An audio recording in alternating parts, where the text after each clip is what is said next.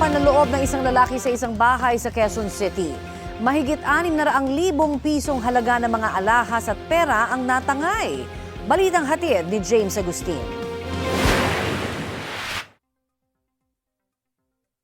Dahan-dahang bumaba mula sa likurang bahagi ng bahay ang lalaking ito na nakunan sa CCTV sa barangay Tandang Sora, Quezon City. Tinakpan pa niya ang kanyang bibig gamit ang t-shirt at ginalawang pwesto ng CCTV camera. Hindi na nahagip ang mga sumunod na eksena. Ang inabutan ng may-ari ng bahay na galing sa bakasyon, sirang doorknob at nagkalat na mga gamit. Na-discover nila na sira na tong pintuan nila sa may likuran. Saka pag-check niya sa mga gamit niya doon sa master's bedroom nila, kalat na. So, winasak yung mga drawer at saka cabinet nila. Pag sagawa natin ng investigasyon, nakita natin itong suspect dumaan sa likuran na bahagi ng bahay, umakyat ito sa bakod.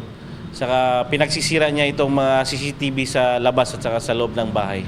Kabilang sa mga natangay, ang iba't ibang klase ng alahas at pera na sa kabuuan ay nagkakahalaga ng mahigit 621,000 pesos. Sa follow-up operation ng pulisya, natuntun at naaresto ang 22 anyos sa sospek sa barangay Tandang Sora. Nabawi sa kanya ang karamihan sa mga ninakaw, maliban sa pera na abot sa mahigit 48,000 pesos.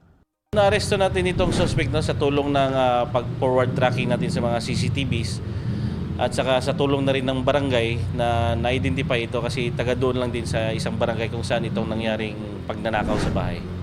Nakakulong ang suspect sa Talipapa Police Station. Nang tanungin kaugnay sa kanyang pagkakaaresto. Sa korte lang po magsasabi. Sa record ng pulisya, 3 beses nang naaresto ang suspect dahil sa pagsusugal at iligal na droga. Ngayon maharap naman siya sa reklamong robbery. James Agustin, nagbabalita para sa GMA News.